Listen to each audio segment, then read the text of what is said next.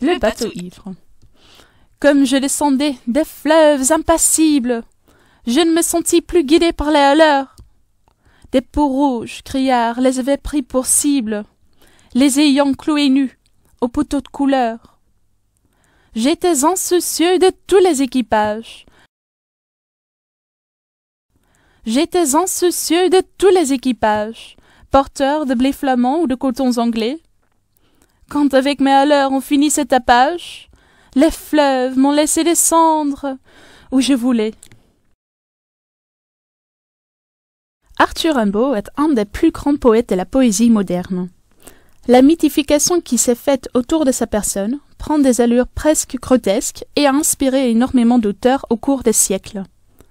Rimbaud a séduit beaucoup de générations de poètes avec son œuvre qui est souvent vue comme étant le berceau de la poésie moderne. Il s'est même avéré que dans ses poèmes sont définies les règles de cette poésie moderne. L'enfant prodige est admiré partout. C'était en 1871, à l'âge de 17 ans, qu'il déclame le bateau ivre au premier étage d'un café à la place Saint-Sulpice pour un groupe de poètes maudits, dont Paul Verlaine. Avec ce poème, Rimbaud rompt avec toutes les règles de la culture et se plonge dans le chaos de la nature. Une synthèse de sons, parfums et couleurs.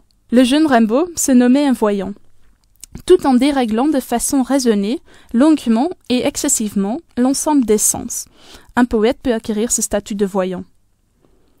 Enfin, le jeu des caractères et des sons permet de découvrir le monde du rêve et de l'association libre. La ville de Leyde compte plus de 100 poèmes dans plus de 30 langues différentes. Sa quantité et diversité font en sorte que ce projet est unique aux Pays-Bas. Quand on fait une promenade à Leyde, les poèmes muraux nous font faire un voyage du connu à l'inconnu, des endroits lointains aux cultures mystérieuses et langues étrangères.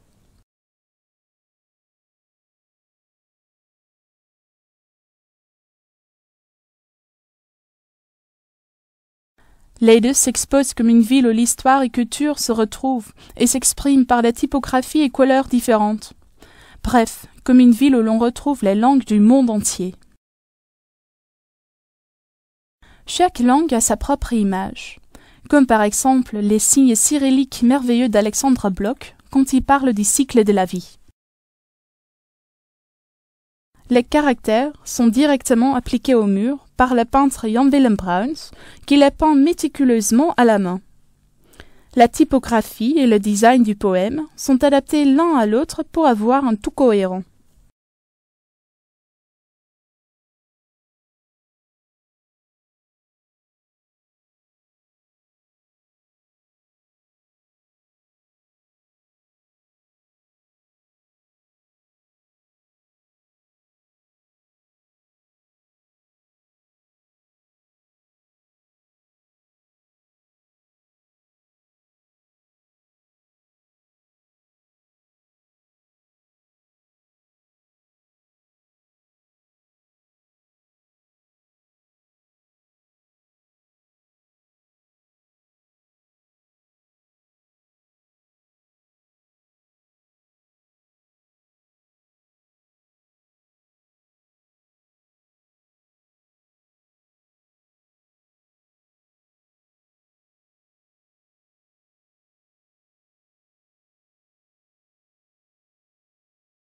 Sans oublier de mentionner la langue d'Apollinaire. Son loin du pigeonnier vous amène au monde rêveur de l'association par les différentes typographies qui forment une danse surréaliste sur le mur du Kloosterpoort.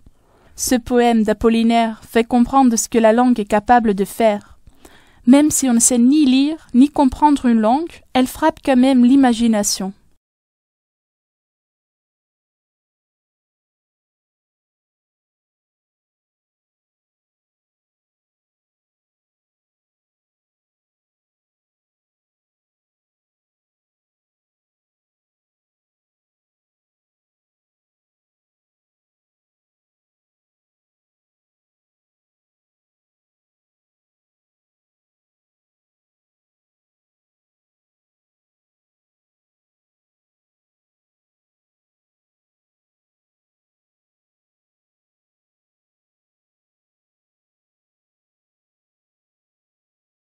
Qu'est-ce qui se cache derrière toutes ces formes et couleurs?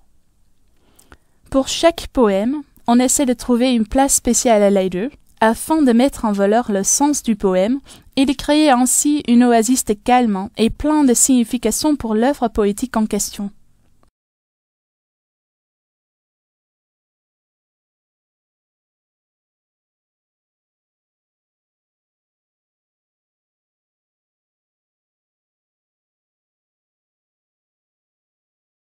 Partout en ville, on voit des gens qui s'arrêtent pour lire un poème mural.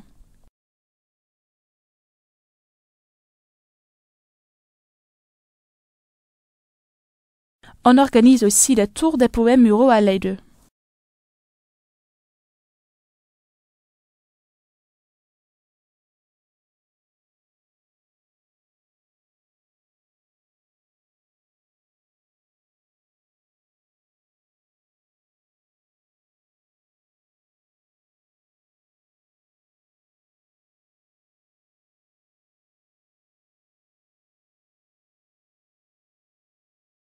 Nous avons découvert, lors de nos fréquents séjours à Paris, qu'Arthur Rimbaud avait donné lecture pour la première fois du Batuivre dans la salle du premier étage d'un café, hélas disparu de la place Saint-Sulpice, maintenant magasin Séquoia. Pour perpétuer cet événement, nous voudrions inscrire le Batuivre sur un mur proche de cet endroit. Une heureuse coïncidence veut que le marché de la poésie a lieu place Saint-Sulpice tous les ans en juin, ce qui fait que le mur auquel nous pensons pourra bénéficier d'un excellent environnement culturel. C'est entre autres l'ambassade du Royaume des Pays-Bas en France qui nous aide à monter le projet Le Batuivre à Paris. Cependant, pour réaliser l'ensemble du projet, d'autres fonds seront indispensables.